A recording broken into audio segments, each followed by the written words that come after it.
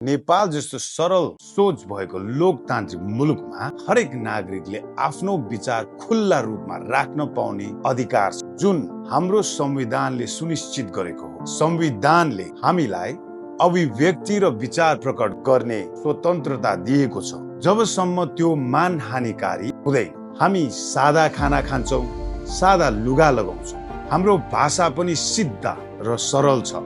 तर इन्टरनेटमा कसैले केही भन्यो भने हामी किन त्यसलाई यति ठुलो बनाउँछौँ? आजकल देखिन्छ अभिनेत्री, गायिका, सर्जक महिलाहरूलाई केवल आफ्नो विचार राखेको भरमा गाली गलौज र साइबर बुलिङ। हाम्रो भनाइ छ नारी त लक्ष्मीको रूप हुन्, अनि यिनै लक्ष्मीहरूलाई हामी किन यति तल झार्छौँ? हो, सार्वजनिक व्यक्तिहरूले कुरा राख्दा सोचेर बोल्नुपर्छ, किनभने इन्टरनेटले सानो कुरालाई पनि ठुलो बनाउँछ। तर ट्रोलिङ आलोचना होइन, त्यो मानसिक यातना हो।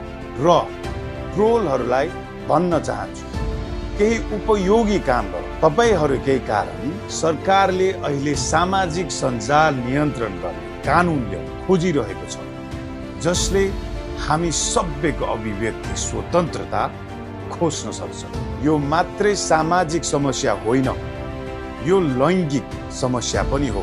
केवल महिला भएकै कारण उनीहरूले आफ्नो विचार राख्न पनि नपाउने समानता संविधानले दिएको अधिकार हो। कसैले कसैलाई महिलाको रूपमा यस्तो दुर्व्यवहार गर्नु न त कानुनी हो न त नैतिक। हामी किन सधैँ सस्तो विवादमा अड्किरहन्छौँ? देशका साँच्चीकै समस्या, बेरोजगारी, शिक्षा, स्वास्थ्य, ती बारेमा किन ध्यान दिँदैन? हाम्रो समाजले भन्छ नारी बिना संसार अधुरो हुन्छ।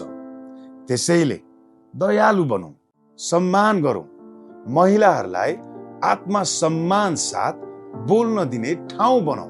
नेपाल लोकतान्त्रिक मुलुक हो, महिलाहरूलाई सम्मान गरौँ, उनीहरूलाई आफ्नो विचार जिम्मेवारीका साथ राख्न दिने वातावरण बनाऊ। र राज्यका तर्फबाट नियुक्त भएका सबै महिला नेत्रीहरू, मन्त्रीहरू, जनप्रतिनिधिहरू, तपाईहरूले पनि यो आवाज उठाउनु पर्छ। जय नेपाल।